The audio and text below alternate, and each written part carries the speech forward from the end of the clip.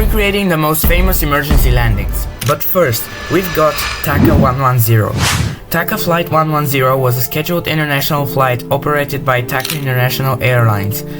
On May 24, 1988, the flight encountered severe thunderstorm activity on its final approach, therefore suffering a flameout in both engines while descending. The pilots made a successful emergency landing on a grass levee adjacent to a NASA assembly facility. Next up is Garuda Indonesia 421. This was a scheduled domestic flight operated by Indonesian national carrier Garuda Indonesia. The flight covered about 625 kilometers. This story is very similar to the last emergency landing. The flight suffered flameout in both engines after encountering a severe thunderstorm activity during the approach.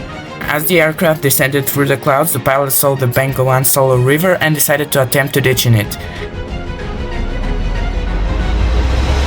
The ditch procedure was successful, leaving the aircraft settled down on its belly in the shallow water. Ditching resulted in one fatality from the cabin crew and several injuries, but everybody else on board survived. Ethiopian Airlines Flight 961 was a scheduled international flight on 23rd of November 1996, operated by Ethiopia's flag carrier Ethiopian Airlines. The aircraft serving the flight was hijacked en route from Addis Ababa to Nairobi. The plane crash-landed in the Indian Ocean due to fuel exhaustion. The aircraft banked left 10 degrees, the left engine struck the water first, causing the Boeing 767 to suddenly tilt left.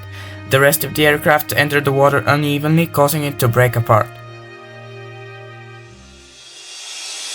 LOT Airlines Flight 16 was a scheduled flight from Newark International Airport to Warsaw.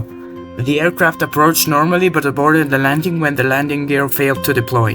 The captain decided to circle the airport for over an hour to consume excess fuel and to allow time for ground emergency services to prepare for the landing. Attempts to lower the landing gear by alternative means failed. The crew made a successful gear-up landing on runway 33 with no injuries on board. The plane sustained significant damage, resulting in a hull loss. Air Canada Flight 143 was a scheduled domestic passenger flight between Montreal and Edmonton that ran out of fuel on July 23, 1983, midway through the flight. The pilots planned to divert to Winnipeg, but the second engine shut down at 35,000 feet. They decided to land at the former Air Force Base, Gimli. The pilots lowered the landing gear via the gravity gear extension, but the nose gear failed to lock in place. As the plane approached the runway, the pilots realized it was coming in too high and fast, increasing the chance of the 767 running off the runway. Unable to use the flaps, the captain executed a forward slip to lose altitude. As the plane landed, the nose gear collapsed under the weight of the aircraft, creating friction that helped it slow down. The aircraft landed safely with no serious injuries among the 61 passengers or people on the ground. US Airways Flight 1549 was a regularly scheduled US Airways flight from New York City's LaGuardia Airport to Charlotte.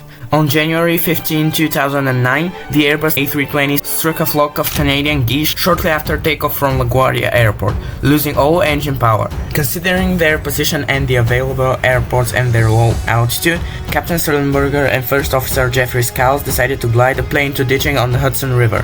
All 155 people on board were rescued by nearby boats.